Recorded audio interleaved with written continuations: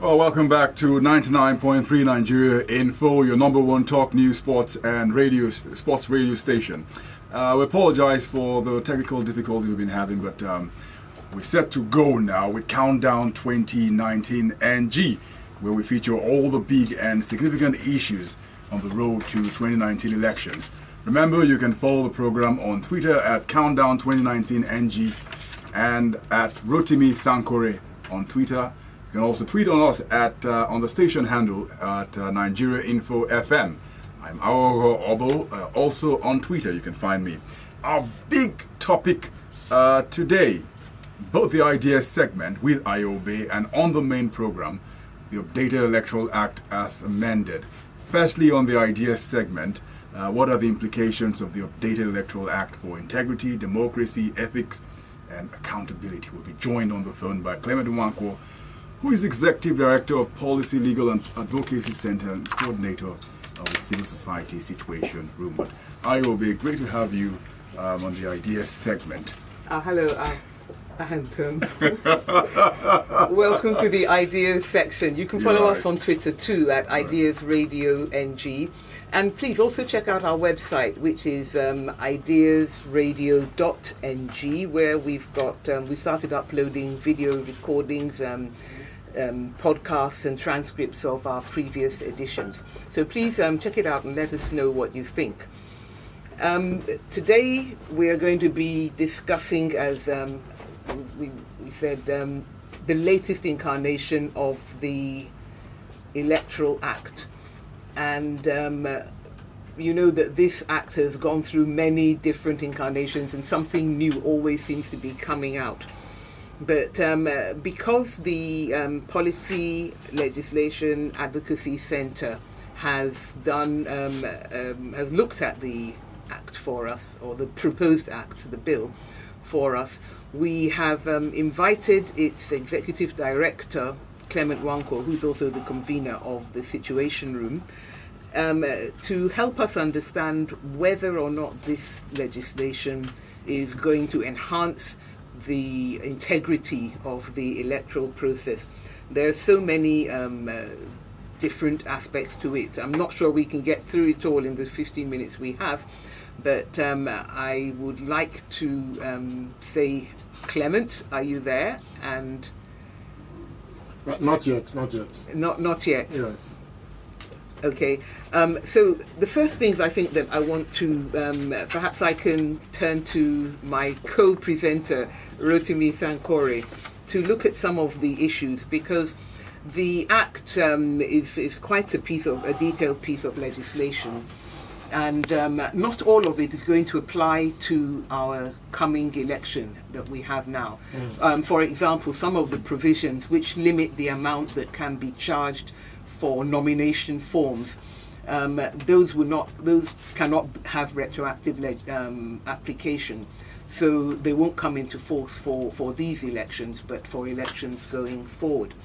But Rotimi, I think that one of the first things that strikes me about the Act, which is in Section 8, which is that INEC staff can be penalised if they fail to disclose their affiliation or membership of a political party because they want a job with the Commission. Now, a lot of people feel that if you are going to be involved in elections, or even as a media person, that you're not allowed to have any position or affiliation, because it's going to necessarily impact the way that you do things. Is it possible to disclose your affiliation and still be an impartial, neutral umpire, do you think? Well, let me put it differently. I think it's possible to have political affiliations and still do your job properly. I think that's very possible. The challenge with this is that once you disclose, what will then be the perception of whether you have done your job properly or not, or impartially, especially if the party that you have so declared to support or be a member of wins, or even if people cannot prove in any way that your action or inaction favored the party, there's going to be a perception problem. Even in sports, we know that referees support certain clubs or like certain clubs, or members of their family or workplace like certain clubs. If the referee is then refereeing a match between that club and another one, and there is a borderline offside call, in a situation where people would have just said, let's let it pass, people will say, no, or we've seen him wearing a jersey of that club before. So I think the real problem is with the perception, not with the actual bias. But certainly the perception is very important. Yes, because it we're is. We're in a situation where we are facing threats of violence or the possibility of violence. Let's ask Clement. I think we have him now. Oh, Clement, What's welcome it? to Idea. It's great to have you on the program. Because what I was hoping that we'd get your view on the opening salvo, which is that people think that if you've been a member of a political party or you have affiliation to a political party, you can't be an impartial umpire. And yet there was a time when the Constitution itself, because of a drafting error, made it mandatory for the chair of INEC to be a member of a political party and nominated by that party. So I want to assume that that particular piece of legislation or constitution is being ignored or has been amended. Well, in 2010, there was an amendment to the Constitution. 2015, and this particularly recognized it was an inadvertent wasn't really intended that you could member of the party to be elected commission. Indeed, it was unexpected that they should be appointed into the commission member of the political party. So that amendment to the Constitution in 2010, and one of the panel now, the member of the commission was also not the political party. Indeed, also when people are called elected commission, they are excluded from being, if they want to declare their political party. Yeah.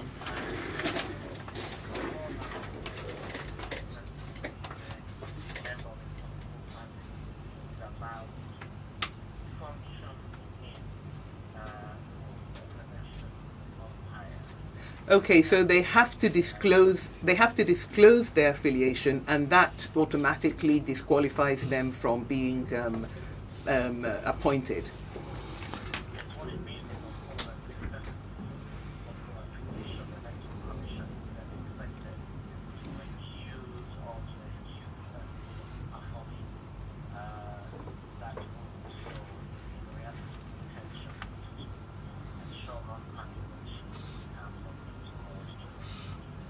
I see.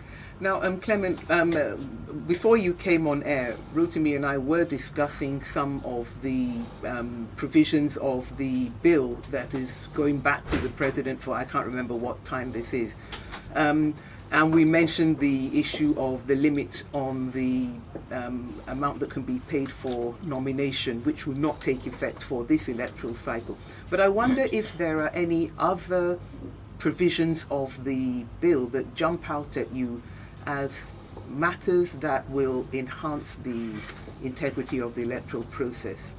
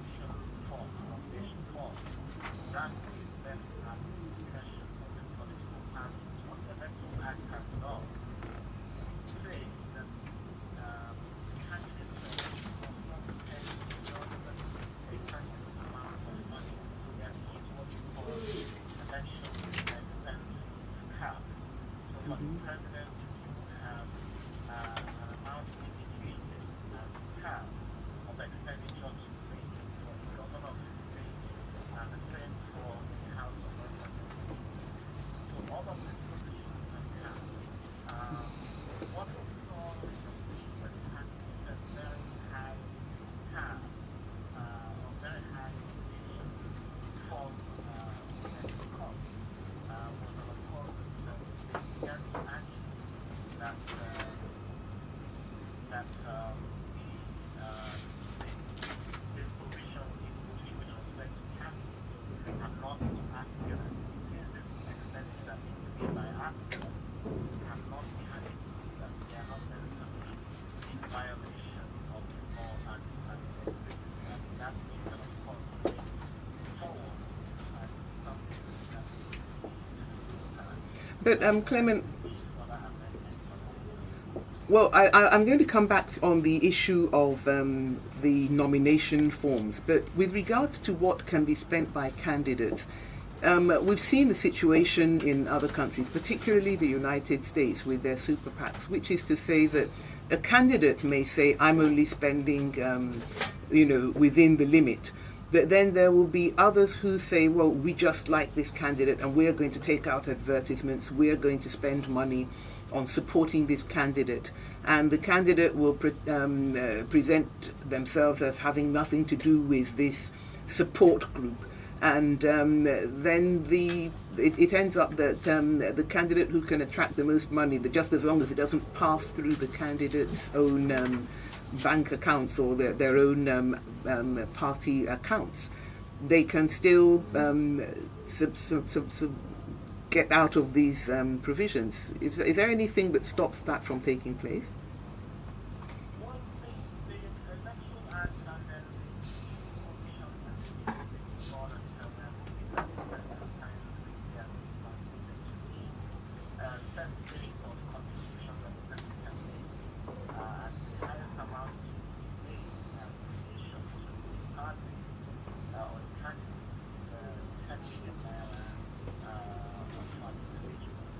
now, the question now whether that can be categorized into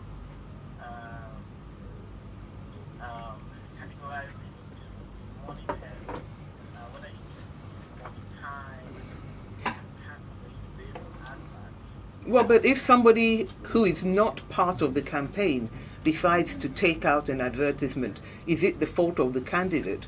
Because if they don't have a direct link, I mean, there is a problem, because you can even sabotage somebody's campaign by taking out advertisements ostensibly in their favor, and then they will get stuck with the idea that this advertisement has taken them outside the spending limit.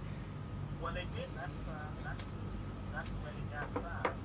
If you look at the provisions, limitations on expenditure, for instance, say that the president campaign expenditure shall not exceed 5 billion naira, the governor 1 billion naira, and then one and one, Mhm.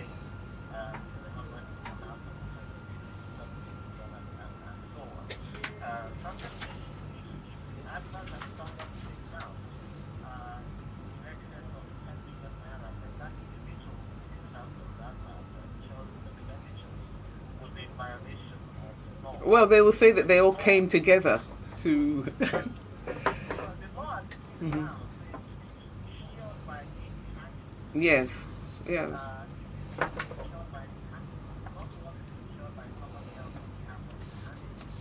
Mm.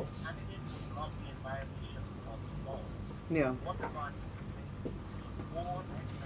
But then when we're talking about the integrity, I mean, I appreciate that definitely we have to be concerned about the kind of money that is spent on these campaigns. But what way, a voter who sees something that pretends to have nothing to do with the candidate, but nonetheless spending huge amounts of money supporting that candidate, and then if the candidate happens to be successful, that person just happens to be appointed ambassador or to get contracts and so on.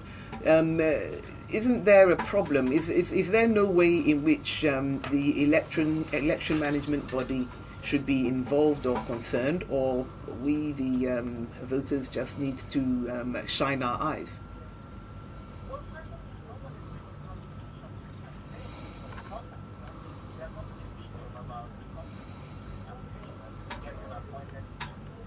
No, I don't mean contributing to a campaign, but just pretending to be outside and just happening to take out advertisements for one person or the other.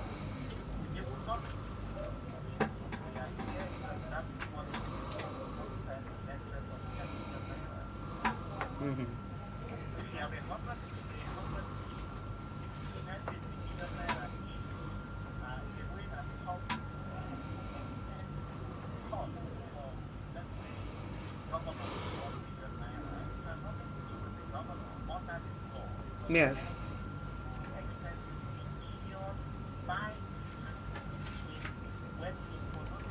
Mm-hmm.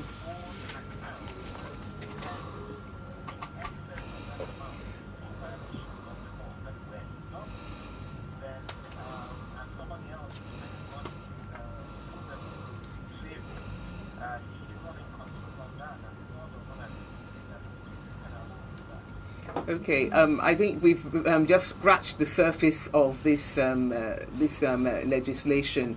I can see looking at it. I would advise you. I would advise listeners, if you have the chance, to go to the PLAC website, placng.org, and see, have a look at their assessment of this legislation for yourselves, because it's really quite interesting to see. Yeah.